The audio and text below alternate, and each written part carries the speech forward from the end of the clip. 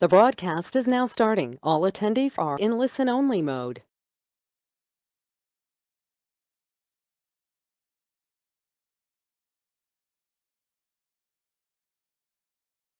So good morning, good afternoon, and good evening, guys, based on the time zones you all are coming from.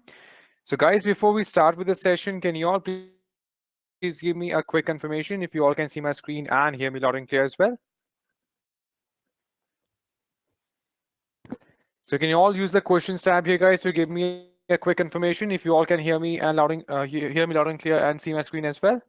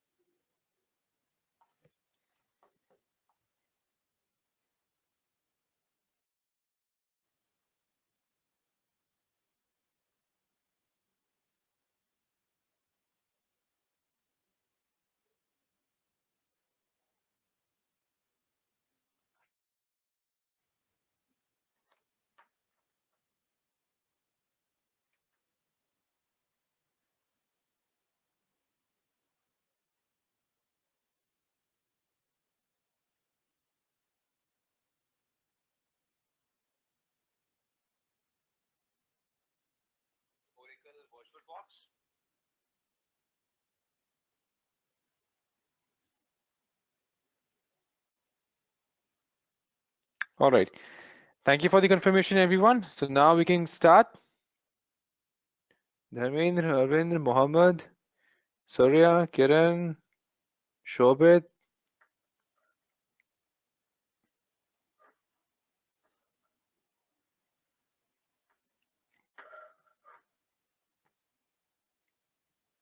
Perfect. Thank you for confirmation, everyone.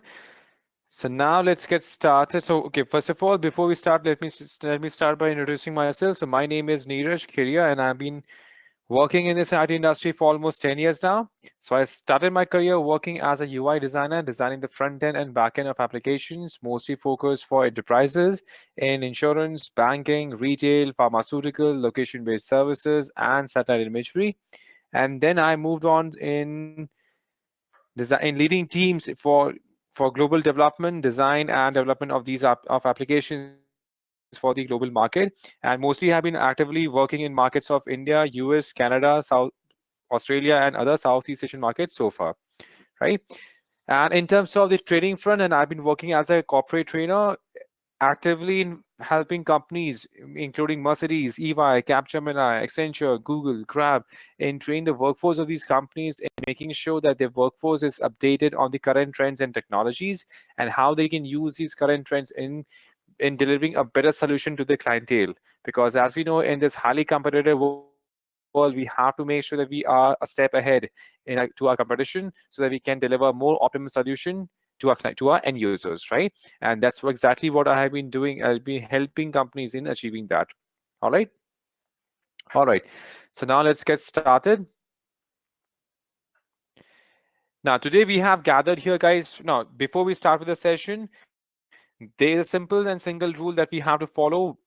In case you have any questions or any doubts coming in, please make sure that you do post those questions in the questions tab so that I can make sure that all of your queries are answered one by one, right? Because our main goal of this entire session is to make it as interactive as possible. So do make sure that we do that in case we have any questions or any topic that you want to discuss on, you want to share something, then please can do that using the questions tab here, right?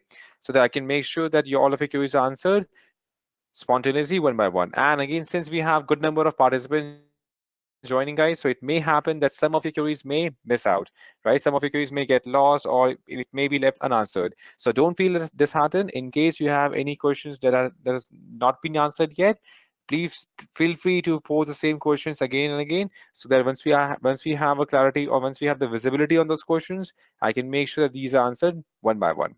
All right. All right, guys. So now let's get started.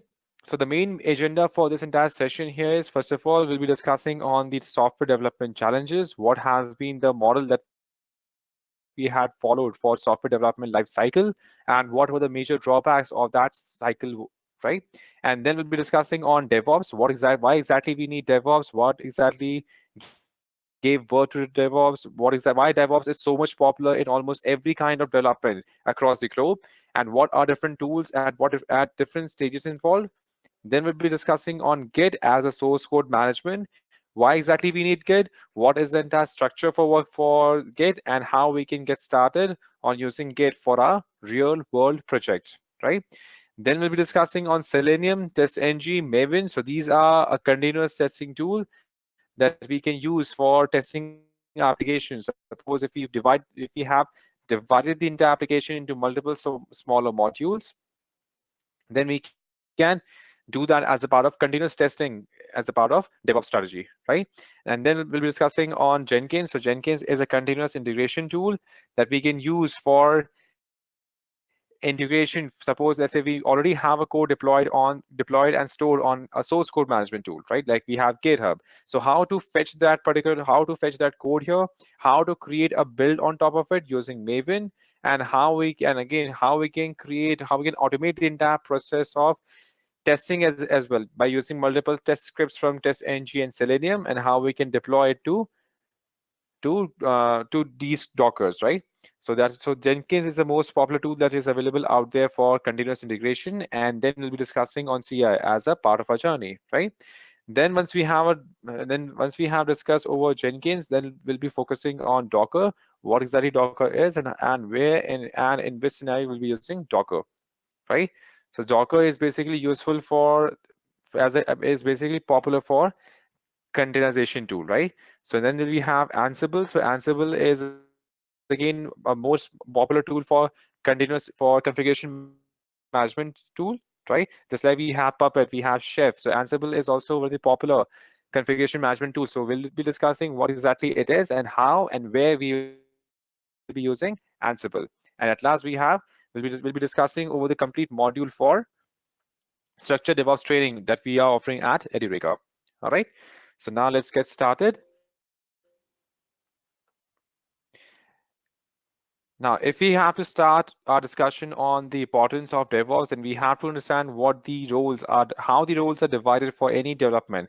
So basically, we have half the team focused on development, and then we have other team focused on operations, right? So development team, simply the main requirement for any development team is they want the entire process to be automated, and whatever application is being run on their system needs to be running at the same level, and making sure the entire bugs in the real time, and any kind of errors are not visible, or they do not occur in the production environment. And even though they occur, then they are solved as soon as possible, right? And that has given the birth of any of this most popular framework out there, integration, deployment, and monitoring, right?